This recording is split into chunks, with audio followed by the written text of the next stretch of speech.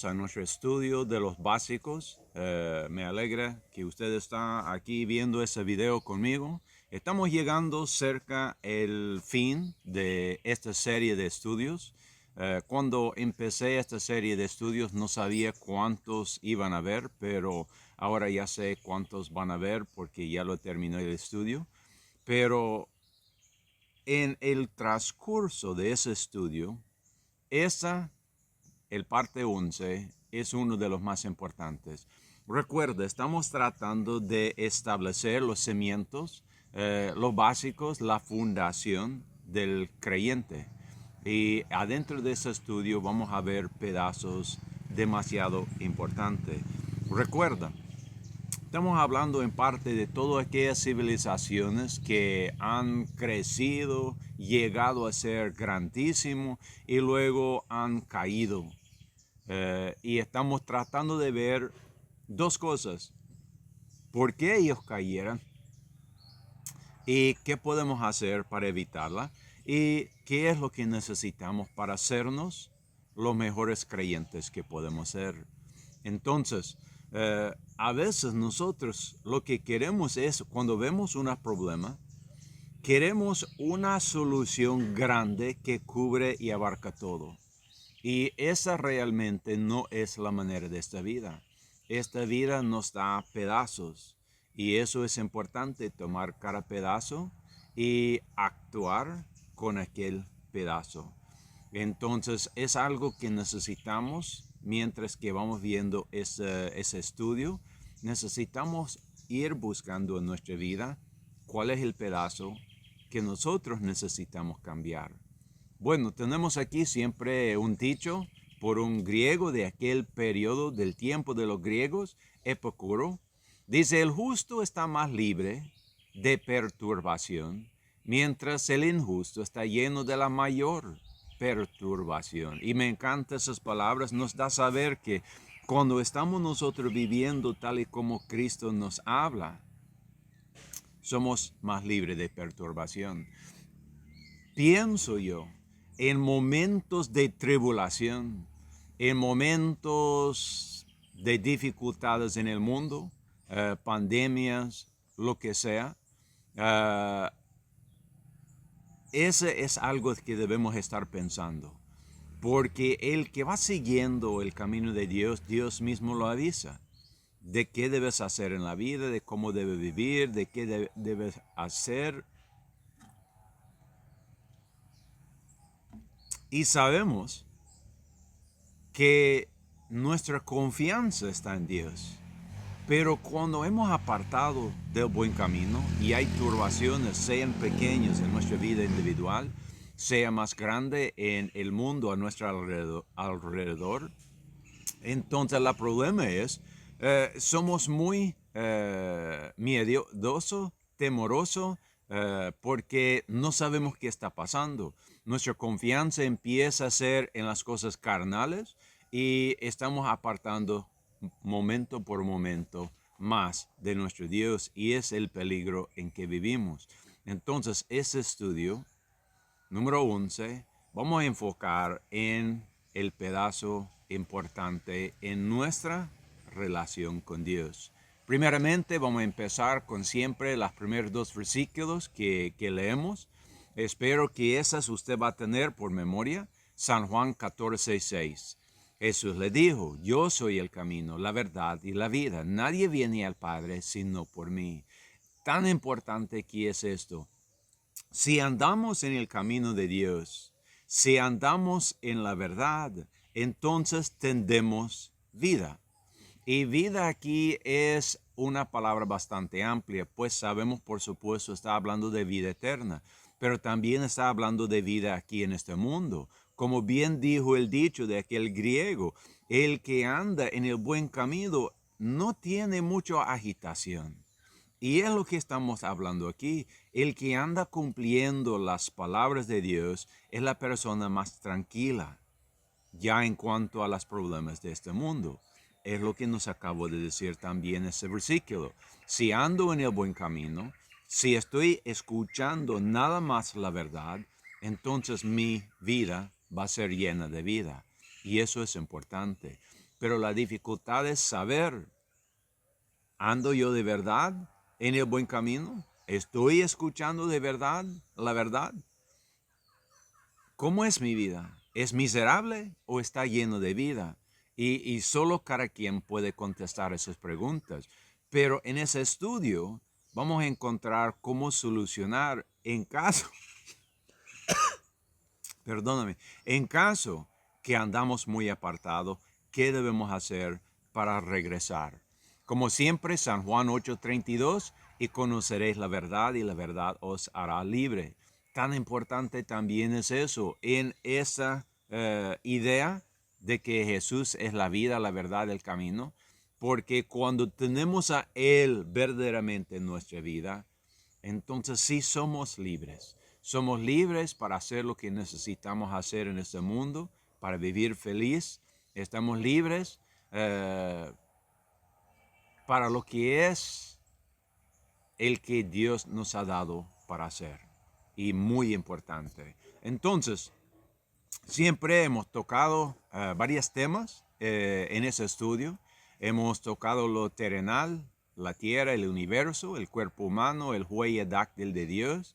Hemos empezado a tocar varios temas dentro de la fundación del cimiento del buen cristiano, amor verdadera, misericordia verdadera, fe verdadera, siendo auténtico, buscando o siendo buscadores de la paz, siendo personas tardo para la ira. Hoy nuestro tema es conociendo los espíritus.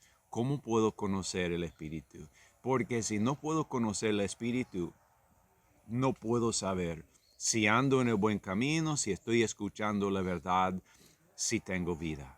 Porque aún hay personas que viven bajo drogadicción, bajo alcoholismo, y ellos creen que sus vidas están lindos. Van al bar, a la cantina, al discoteca, disfrutan 1 hora o 4 horas de lo que ellos le llaman gozo, regresan a su casa y van pensando que eso sí, eso es la vida. Y pues, en mi punto de vista, anda muy equivocada, porque nunca he conocido una persona que vive esa clase de vida, que de verdad tiene una vida llena. Siempre son personas que tienen muchas dificultades y mayormente a causa de sus adicciones. Entonces, por eso es necesario conocer los espíritus, porque aún el diablo nos puede engañar y nos puede decir que estamos felices aunque andamos en miseria. Entonces necesitamos saber cómo saber el espíritu.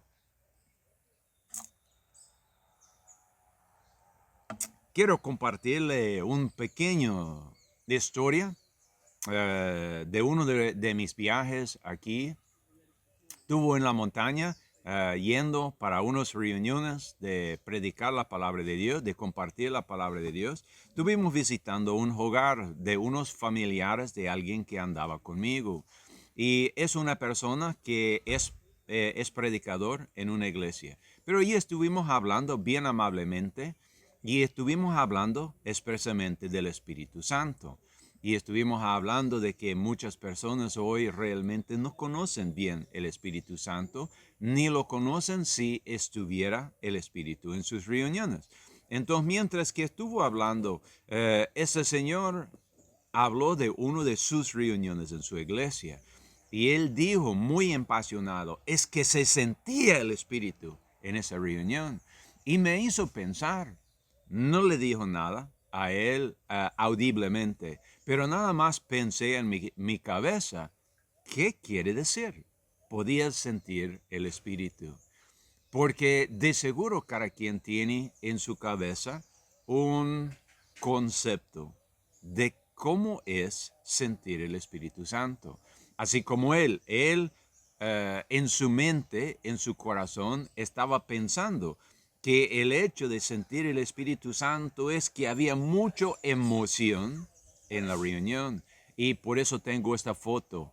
En esta pancarta puedes ver todas las personas en su forma de alabanza, sus manos en el aire, de seguro hay una electricidad en esta reunión. De seguro hay una emoción fuertísima. Pero la pregunta que tenemos que hacer ¿es el Espíritu Santo? ¿Así trabaja? Y es importante hacer esas preguntas porque también puedo decir, hay personas que han llegado a ciertas iglesias y cuando están saliendo de la reunión, han preguntado a esas personas, ¿cómo sentía usted en esa reunión? Y hay personas que se comentan, pues se sentía muy bajo, muy apagado, como que no había espíritu. ¿Y qué quiere decir? ¿Qué es lo que ellos buscaban? ¿Qué es lo que ellos esperaban? Y a veces, pues, no sabemos la mente de otra persona, su corazón, entonces a veces no lo conocemos, lo que ellos estaban esperando. Pero debemos tener cómo investigar, cómo saber si es Dios que está trabajando en una reunión o si es otro espíritu. Entonces, vamos a revisar unos pasajes en la palabra de Dios y tratar de mejorar nuestro punto de vista, nuestra comprensión sobre el Espíritu Santo. ¿Qué es sentir el Espíritu Santo? ¿Qué debemos esperar en una reunión que de verdad está yendo del Espíritu Santo? ¿Qué es lo que podemos esperar? 1 Juan, capítulo 1, capítulo 4, lo siento. 1 Juan, capítulo 4, versículo 1, tenemos un aviso importante. Dice, amados, no crees a todo espíritu, sino probad los espíritus si son de Dios, porque muchos falsos profetas han salido por el mundo. Es el primer aviso que necesitamos pensar.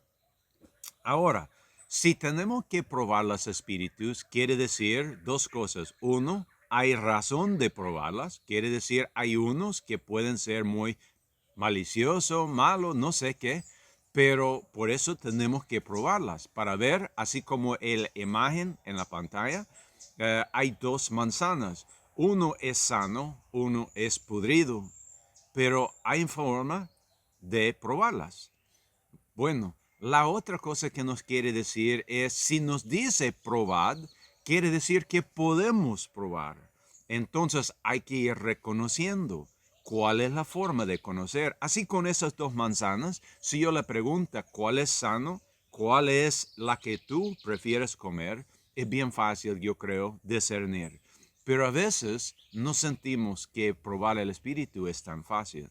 Entonces, pero necesitamos, así como en la imagen, necesitamos llegar al punto que así de tan fácil es probar también el Espíritu de Dios.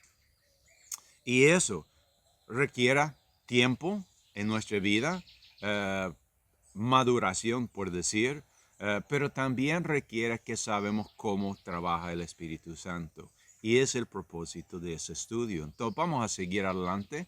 Gálatas capítulo 5, 22 al 26, más el fruto del Espíritu. Entonces, así como estamos viendo la imagen de las manzanas, sabemos que el fruto del Espíritu Santo, lo que Él produce en nuestra vida, contienen esas palabras: amor, gozo, paz, paciencia, benignidad, bondad, fe, mansedumbre, templanza. Entonces, si tengo yo el Espíritu Santo en mi vida, ¿qué fruto debo esperar? Es importante. Debo esperar un gritazón. Debo esperar una electricidad, por decir. Debemos hacer esas preguntas. ¿Dónde nos dijo que cuando tenemos el Espíritu Santo nos va a hacer brincar? ¿Dónde nos dijo que al tener el Espíritu Santo nos va a hacer alabar a Dios con las manos en el aire en un voz muy fuerte? ¿Dónde nos dijo esas cosas? Y es importante hacer esas preguntas para que podamos asociar las palabras correctas con el Espíritu Santo. Aquí nos dijo, el fruto del Espíritu Santo es amor, gozo, paz, paciencia, benignidad, bondad, fe, mansedumbre, templanza.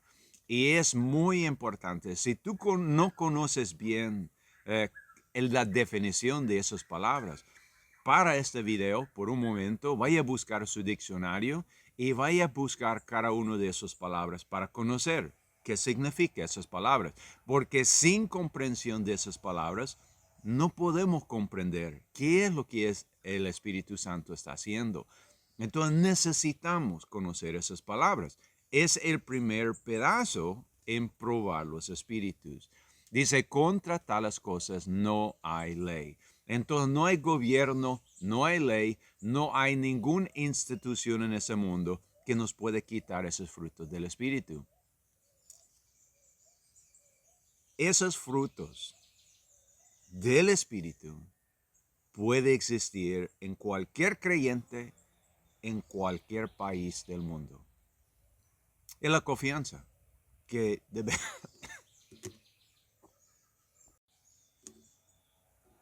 es la confianza que debemos tener. Dice 24, aparte de eso, pero los que son de Cristo han crucificado la carne con sus pasiones y concupiscencias. Entonces, los que están escuchando el Espíritu Santo, hay dos cosas más. Uno, van crucificando la carne. ¿Qué quiere decir? Los deseos, los quereres del cuerpo. No estamos hablando de dormir, comer, dar nutrición, por decir, a ese cuerpo, trabajar, cosas así que necesitamos para sobrevivir. No es ese de la cual está hablando. Cuando habla de la carne con sus pasiones y concupiscencias, está hablando de aquellas cosas como el bar, como el disco, como esas cosas que puede confundir el sentido del Espíritu Santo con el emoción, porque debemos tener mucho cuidado. Hay un pasaje muy importante en el Viejo Testamento que nos dice que el beber vino puede hacer que confundimos el Espíritu Santo, y por eso debemos tener cuidado. ¿Por qué? Porque cambia nuestra emoción. Y es importante. Entonces, las pasiones y concupiscencias de la carne debemos ir apartando, dejándolos uno por uno. Como lo dijo en el principio, a veces las cosas son pequeños pasos cada día. Eso tenemos que hacer. 25. Si vivimos en el Espíritu, andemos también en el Espíritu. No nos hagamos vanaglorioso. Entonces, si el Espíritu Santo está en mí, no voy a andar vanaglorioso. No es la vanidad la cosa más importante para mí. Dice, irritando también unos a otros. No voy a andar tratando de irritar mi hermano, mi vecino, mi familiar. Envidiándonos unos a otros. También no voy a tener envidia. Aunque mi hermano está bendecido, aunque mi familiar está bendecido, está bien. Gloria a Dios para ellos. Pero si yo me siento mal porque mi vecino acabó de recibir una bendición de un nuevo casa o una bendición de otra cosa que yo lo necesito y lo quiero, entonces esta envidia me va apagando el Espíritu Santo. El Espíritu Santo no va a tener esa envidia. Entonces ahí nos está dando dos cosas. Lo que el Espíritu Santo no va a producir en nuestra vida y lo que es, sí, fruto del Espíritu Santo. Es el primer paso para nosotros. Ver esas dos cosas y ver cómo están en nuestra vida. Quiero leer una historia. Bueno, son dos historias aquí en ese pasaje que vamos a estar revisando, pero tiene que ver mucho con esa del Espíritu Santo. Primer Reyes 18, y vamos a estar leyendo 17 al 39. Recuerde bien ese pasaje en Gálatas, los frutos del Espíritu y lo que no es el Espíritu. Grábalo bien, porque vamos a ver un evento aquí que tiene dos distintos espíritus involucrados y necesitamos poder distinguirlas. Entonces, versículo 17. Y aconteció que cuando Acab vio a Elías, le dijo a Acab, ¿eres tú el que has turbado a Israel? 18. Y él respondió, yo no he turbado a Israel, sino tú y la casa de tu padre, dejando los mandamientos de Jehová y siguiendo a los Baales. Envía pues ahora y reúname a todo Israel en el monte Carmelo, y los 450 profetas de Baal y los 400 profetas de Acera, que coman de la mesa de Jezebel. No sé si tú recuerdas lo que dijo el greco, palabras del greco en el primer pancarta. Él habló del que es inquieto y del que es tranquilo. Dos personas distintos. Aquí llega el rey Acab a Elías y él está preguntando, ¿es tú que ha hecho inquieto la casa de Dios? Pero ¿qué dijo el griego? Es la injusticia en nuestra propia vida que nos deja inquieto. Entonces, cuando vamos enfocando en otros, como hizo Acab, señalando a Elías, eso era una equivocación. La primera cosa que Acab tenía que hacer es ver dentro. ¿Qué estoy haciendo mal? ¿Por qué yo estoy inquieto? ¿Será que yo estoy mal con Dios? Es el primer paso. Nunca jamás debemos culpar a otro. Primero, debemos mirar dentro. Primero, es lo que estamos viendo. Entonces viene Eliseo y dice, yo no he hecho nada. Soy nada más un profeta, un ministro, hablo la verdad así como Dios me lo da. Pero es usted, Acab, que ha dejado los mandamientos de Dios. Y muchas veces cuando estamos inquietos en la vida es por esa misma razón. Hemos dejado los mandamientos de Dios.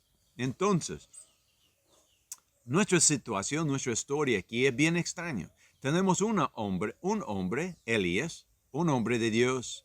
Tenemos al otro lado 850 ministros. No son así nomás creyentes, son ministros profetas. 450 de Baal, 400 de Acera.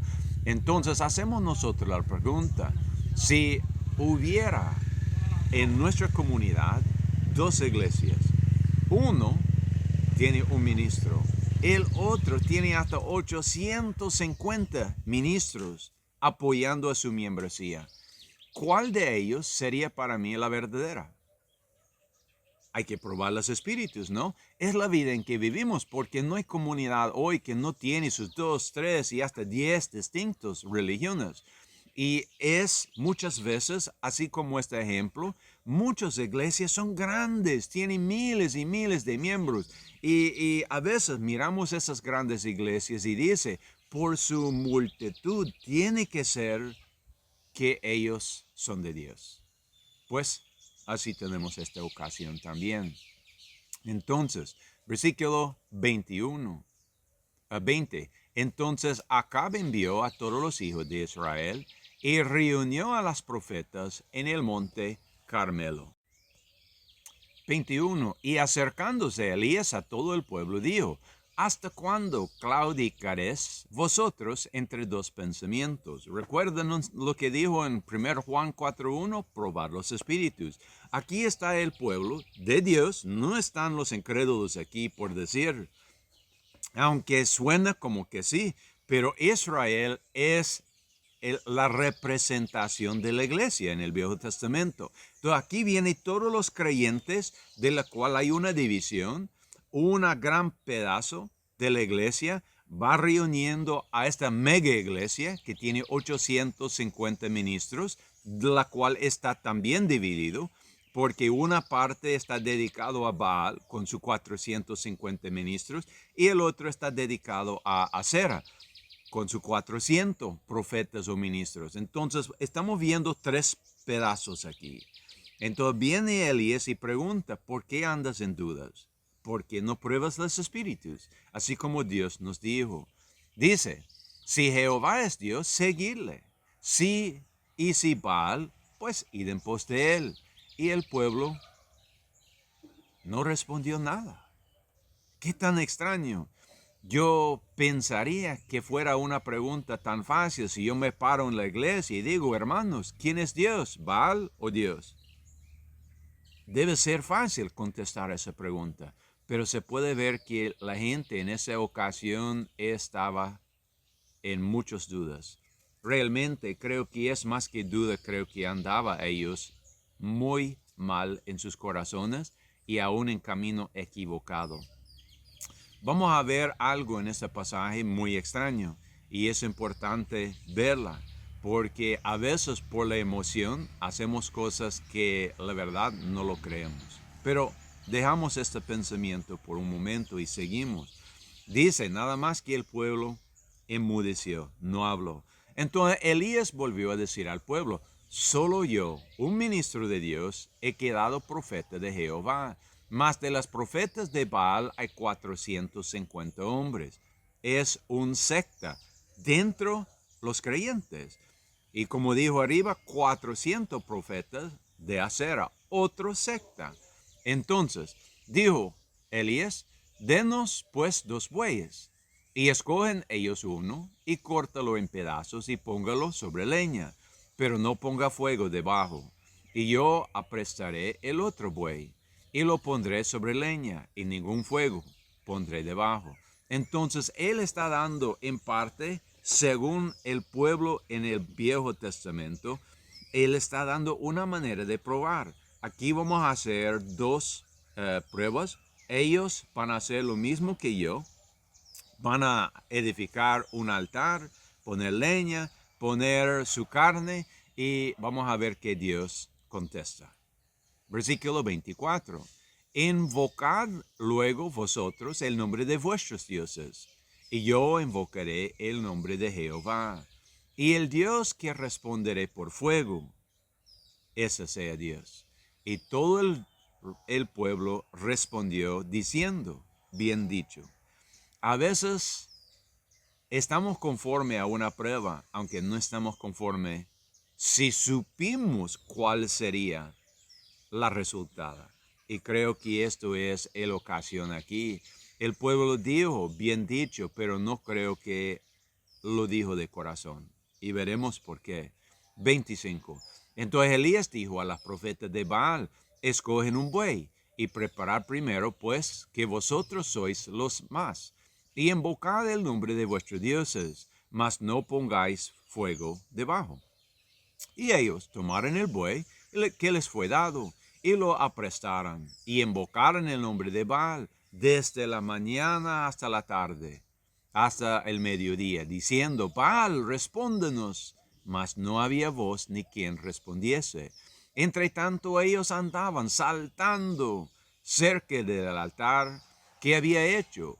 Y aconteció al mediodía que Elías se burlaba de ellos, diciendo, gritad en alta voz, que Dios es, quizás está meditando o está ocupado o va de camino, quizás duerme y hay que despertarla. Entonces, ¿qué están haciendo los ministros de esta secta en la iglesia? Están gritando, están brincando, están bailando, están haciendo todas esas cosas que traen un montón de emoción.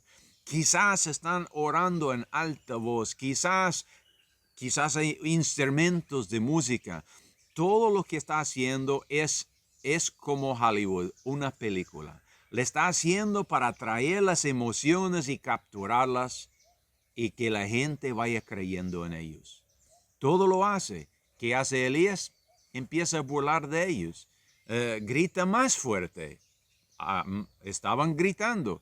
Dice, tu Dios tal vez va de camino, tal vez está meditando, tal vez está dormido o ocupada. Hay que despertarla. Entonces él va hablando en tal forma que tal vez la gente puede reconocer la locura de sus pensamientos. Si tu Dios no puede contestar, no es un Dios verdadero. Entonces seguimos. Ellos clamaban a grandes voces y sajaban con cuchillas y con lancetas conforme a su costumbre hasta chorrear la sangre sobre ellos. Siempre cuando leemos esta pasaje decimos, ¿será que puede ser verdad? ¿Cómo puede uno tener creencias tan fuertes y tan profundos que hasta puede cortar su piel y chorrear su propia sangre tratando de hablar con su Dios? Y tal y como puedes ver las imágenes, hermanos, no es extraño. Hasta hoy existen culturas y personas que sí, lo mismo que estamos leyendo aquí lo hace. Así como la imagen a la derecha, la cual yo sé que nadie quiere ver, de verdad, pero es una imagen verdadera de una religión, una cultura acá, que sí va creyendo que a veces es necesario que tu propia sangre está chorreando para que tu Dios responde. Y así está pasando en el tiempo de Elías. Mucha gente están haciendo cosas más extraño y más extraño y más extraño, tratando de hablar con Dios sin saber que todo eso no es la manera de hablar con Dios. Versículo 29. Y sucedió que pasado el mediodía, y profetizando ellos. Entonces no solo está gritando y todo eso, están hablando profecías. Y profetizando ellos hasta la hora de ofrecer el sacrificio de la tarde. Y no había voz, ni quien respondiese ni escuchase. ¿Fueron verdaderas sus profecías? De seguro que no. Y es otra prueba hoy. Muchos profetas han salido en el mundo profetizando una cosa u otra cosa que no está cumpliendo. Y es importante notarla. Siempre debemos probar los espíritus. Hay profetas que están hablando y sus palabras de profecía es nada más no para prepararnos para algo mejor, sino para dejarnos atemorizados. Cuando la verdad es, sí, hay cosas de temor en el futuro, pero Dios siempre nos ha dado cómo enfrentarla. Así como en la historia que estamos leyendo. Seguimos, versículo 30. Entonces dijo Elías a todo el pueblo, acercaos a mí. Y todo el pueblo se acercó a él. Y él, ¿qué hizo? Restauró lo antiguo. Reparó el altar de Jehová que estaba arruinada. A veces queremos algo moderno. A veces queremos algo nuevo, por decir. Elías no trajo algo moderno ni nuevo. Restableció lo antiguo. Y eso es importante también para pensar. Si Dios trabajó con nuestros antepasados desde el principio de tiempo, con Adán y Eva, quiere decir que el camino de Dios, cuando Jesús dijo, yo soy el camino, es un camino antiguo. No es un camino moderno. Entonces debemos tenernos mucho cuidado cuando hay gente que quiere siempre agregar lo moderno.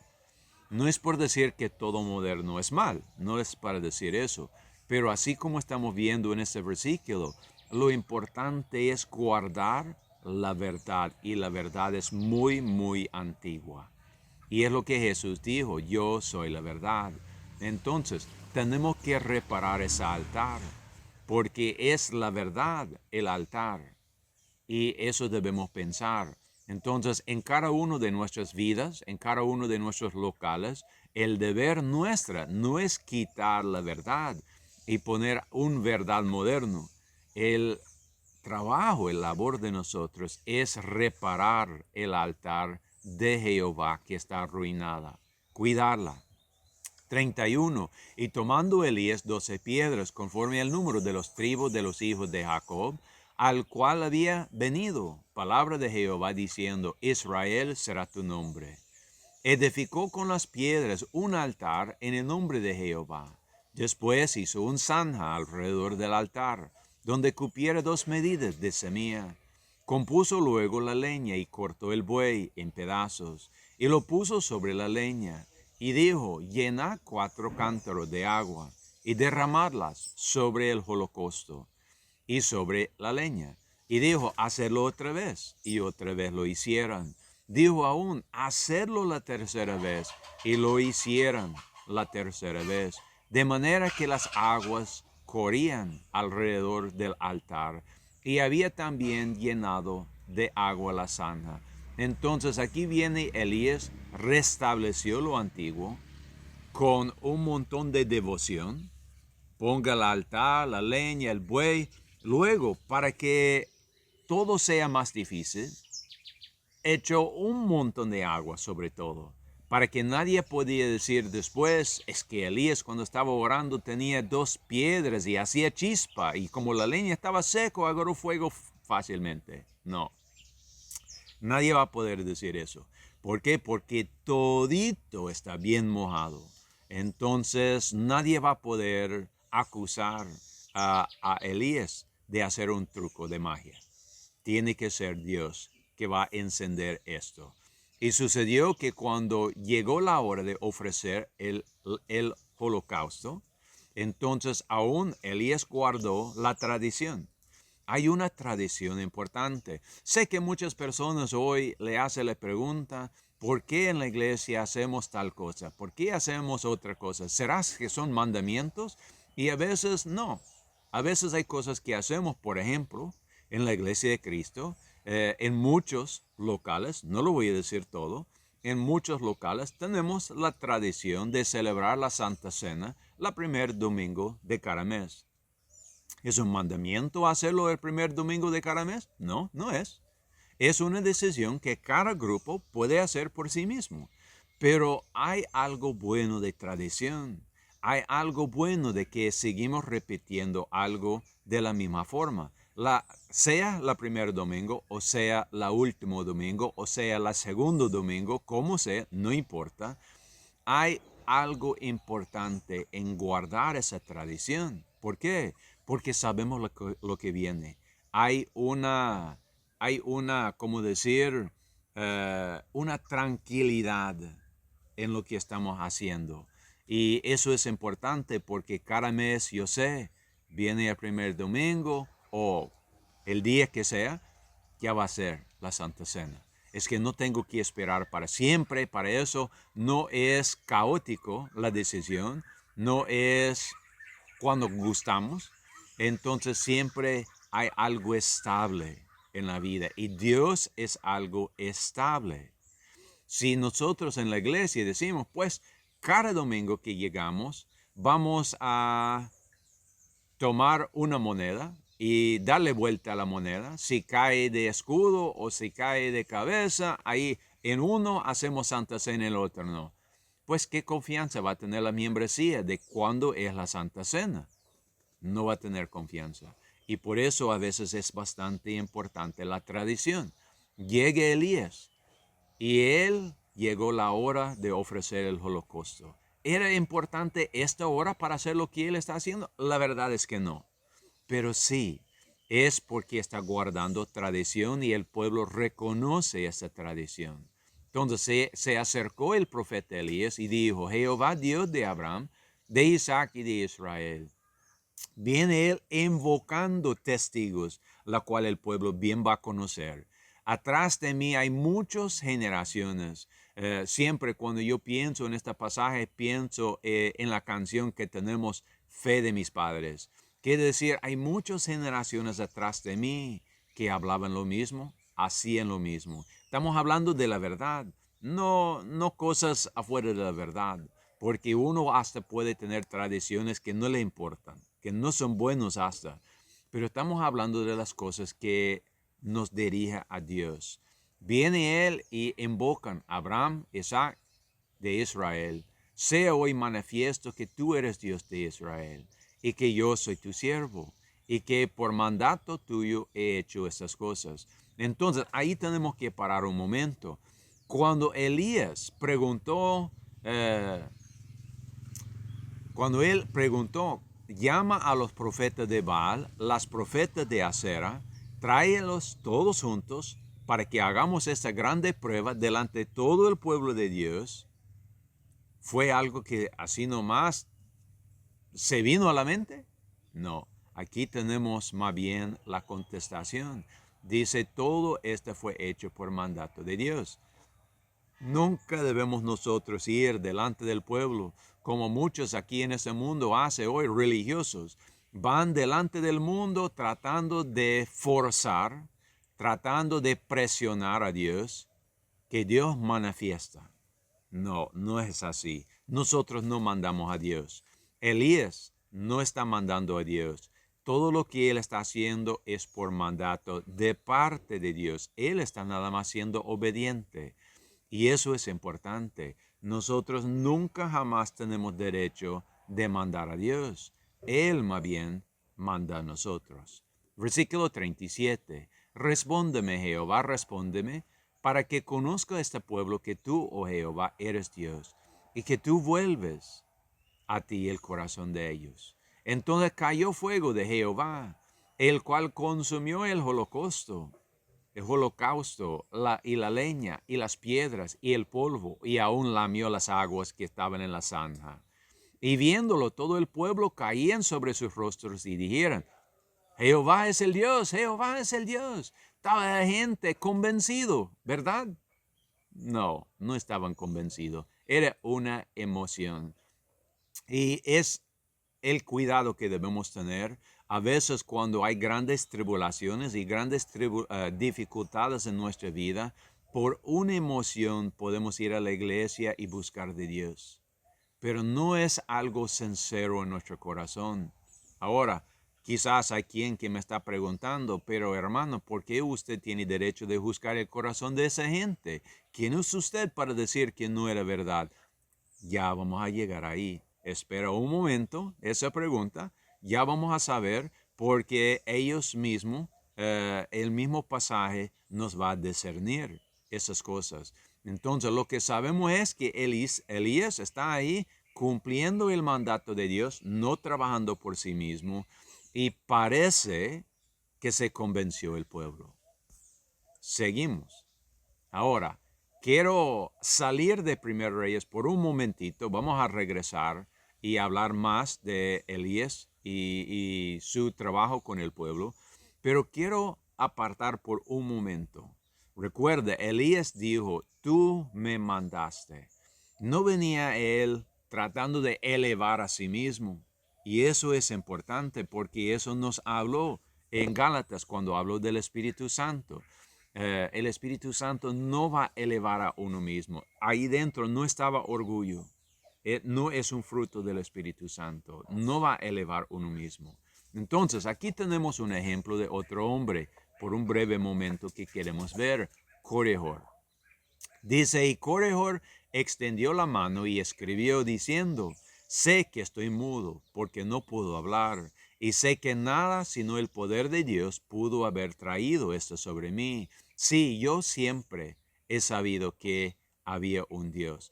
Entonces, en esa historia de Corejor, él venía como un predicador hablando otro evangelio, que no era el evangelio antiguo de nuestros padres. Viene él hablando nuevo doctrina, nuevo evangelio. También, así como acabamos de leer, había una prueba. Y Dios lo enmudó a Corejor, probando, mostrando que sí, Dios era verdadera. Entonces, aquí en este pasaje miramos algo que no miramos en el pasaje anterior. Viene él y él confesa, yo siempre he sabido que había un Dios. Quiere decir que todo lo que él estaba haciendo era a puro mentiras. No estaba él convencido cuando estaba predicando. No estaba él diciendo lo que sabía era el verdad. Porque en este mundo puede haber en ocasiones personas que están muy convencidos de lo que está diciendo, aunque están equivocados. Pero aquí tenemos el más grande ejemplo. Corejor. Él sabía la verdad, pero aún hablaba lo que no era. Versículo 67. Mas he aquí me ha engañado. ¿No le hemos dicho probar los espíritus? Corejor probó los espíritus. Pues sabía que había un Dios y aún predicaba contra Dios. Quiere decir que en cierta manera sí probó los espíritus, pero escogió el engaño. ¿Por qué? Y eso es muy importante para pensar, hermanos, porque cuando nosotros también escogemos voluntariamente, porque siempre es voluntario, cuando escogemos el engaño voluntariamente hay una razón. Dice, mas he aquí me ha engañado el diablo, pues se me apareció, número 1, en forma de ángel. Entonces el diablo no va a presentarte en una forma bien raro, bien extraño, viene como si fuera Dios. Aún Corejor sabía quién era, pero se convenció a sí mismo. Puede ser que es Dios, aunque yo sé que no es, pero puede ser que es Dios. Entonces él convenció a sí mismo.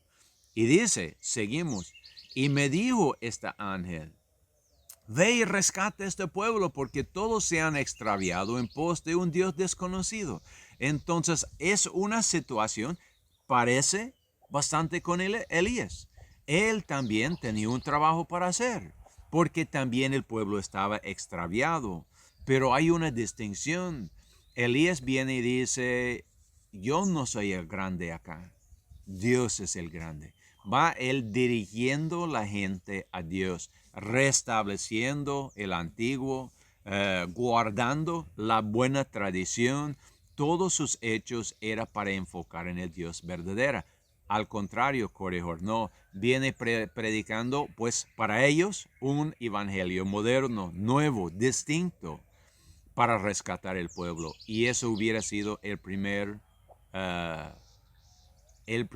punto para avisar a la gente que Corejor no venía con la verdad.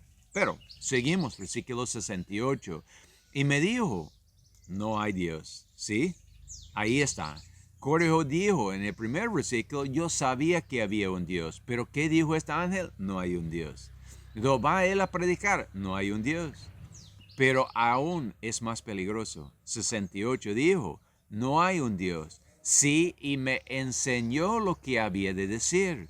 Y he enseñado sus palabras. Y las enseñé, ¿por qué? ¿Por qué enseñaba él palabras que él sabía era mentira? Recuerda, nos dijo en Gálatas cuando estaba hablando del fruto del Espíritu Santo, que la persona que tiene el Espíritu Santo va crucificando los placeres y concupiscencias, deleites de la carne. Va apartando. Es una de las primeras cosas. ¿Qué dice aquí Corejor? Y las enseñé esas palabras mentirosas. ¿Por qué? Porque deleitaban a la mente carnal. Todo era concupiscencia, todo era orgullo, todo era las cosas del mundo. Entonces, cuando vamos nosotros a una iglesia que está animando nuestra carne, vamos mal. Lo hablo de seguro. Si está animando a nuestra carne, vamos mal. Porque tenemos que crucificar la carne. No vamos a la iglesia como si fuera un disco o como si fuera una fiesta. Vamos a la iglesia como si fuera una escuela. ¿Quién va a decir que ir a la escuela le trae un montón de ánimo? Pues la mayoría no lo van a decir, a menos que es una persona que le encanta el aprendizaje. Y es la razón que vamos a la iglesia. No vamos para bailar, no vamos nosotros para ser conmovidos, vamos para aprender la verdad. Es el propósito y convivir con nuestros hermanos en la verdad. Es la distinción. 69. Y las enseñé hasta que hubo logrado mucho éxito, al grado que realmente llegué a creer que eran ciertas. Y por esa razón me opuso a la verdad, hasta traer esa gran maldición sobre mí. Entonces Corejor enfocaba en él mismo su deleite, su mente, su placer, y predicó las cosas que él supo eran mentiras, pero lo predicó con mucho éxito. Todo el mundo va creyendo. Tiene que ser que estoy correcto. Solo porque todo el mundo le escucha no es por decir que es correcto. Más bien la mayoría de la gente, cuando están trabajando en lo carnal, van buscando lo carnal. Y eso es el éxito que tuvo Corejor. Entonces él llegó a convencerte a sí mismo. Pues todo el mundo cree igual que yo, tiene que ser cierta. Tiene que ser que sí fue un ángel verdadera, aunque él mismo le dudaba. Porque tenemos sus palabras que él sabía que no era de Dios. Pero él mismo le dudaba. Seguimos. Alemán capítulo 2 versículo 94. Y ocurrió que cuando oyeran esta voz, ¿cómo es la voz de Dios? Cuando oyeran esta voz y percibieran, uno, no era una voz de trueno, ni una voz de un gran ruido tumultuoso, mas he aquí era una voz apacible de perfecta suavidad, cual si hubiese sido un susurro y penetraba hasta el alma mismo. Dios no viene a gritar y Él está esperando que nosotros no vamos a gritar a Él.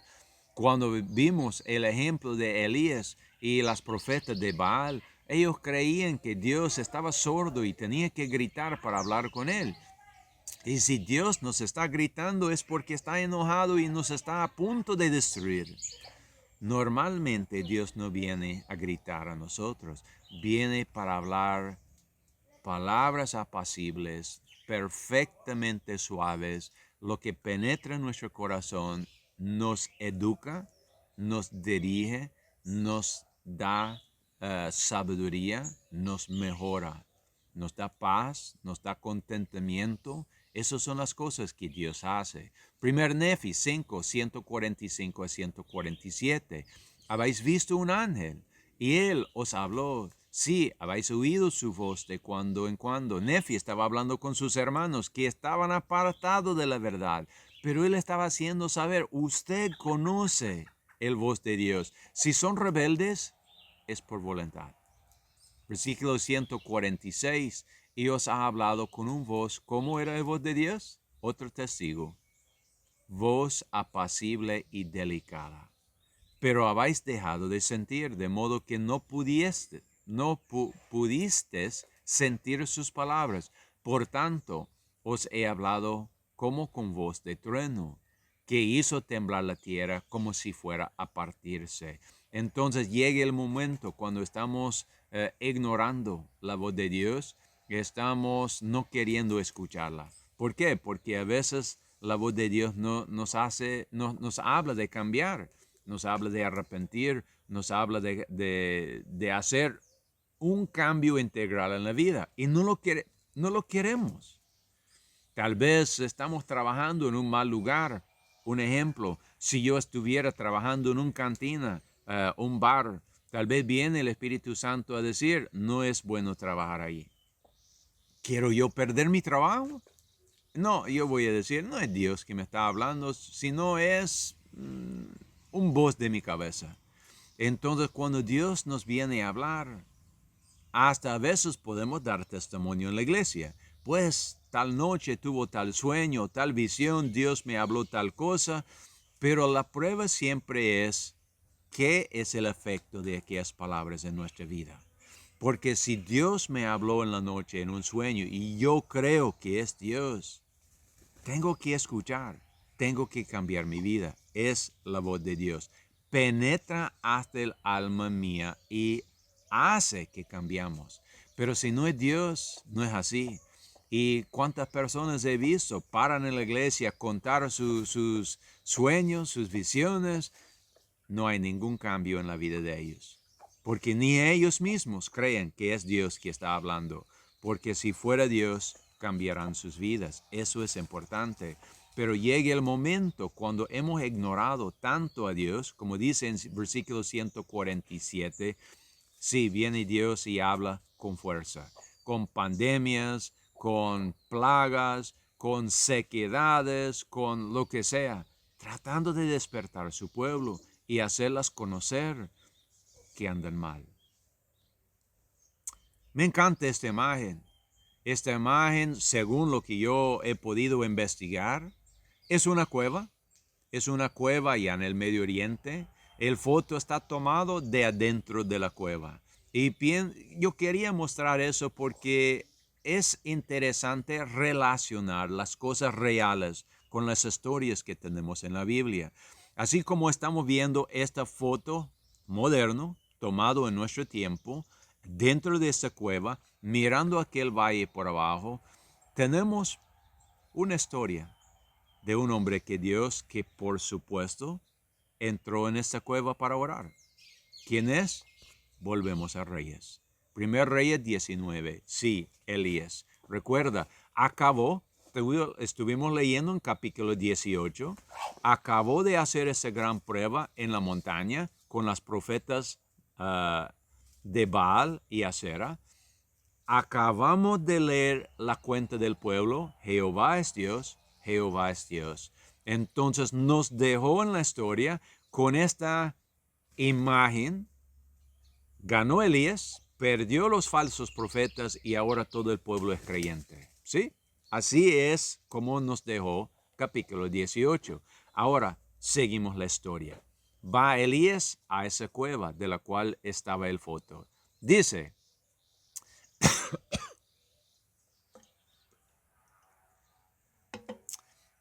y así se metió en una cueva, donde pasó la noche.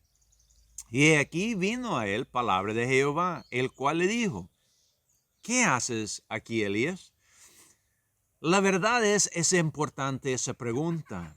Elías también estaba dudando. ¿Por qué? ¿No convirtió todo el pueblo en el capítulo anterior? Pues ya lo vamos a ver. Elías anda dudando y tiene razón de andar dudando. Está solo en el mundo. Vamos a ver. Versículo 10. Y él respondió, he sentido un vivo celo para Jehová Dios de los ejércitos, porque los hijos de Israel han dejado tu pacto, han derribado tus altares y han matado a espada tus profetas. Solo yo he quedado y me buscan para quitarme la vida. ¿Quién busca a él para quitar la vida? ¿Toda aquella gente que acabó de decir Jehová es Dios? Sí, sí, sus palabras fue por una emoción, un momento, ahora anda atrás de Elías para matarlo. No solo la gente, sino también el gobierno. Sí, ¿por qué? Porque mató todos los profetas de Baal. Y ellos querían una religión de emoción. Y cuando él mostró que no había verdad en la religión que ellos querían, no estaban felices, la gente estaban enojados. ¿Cuántas veces abrimos la Biblia, también el libro de Mormón, y mostramos a una persona una verdad y no están agradecidos, sino están enojados?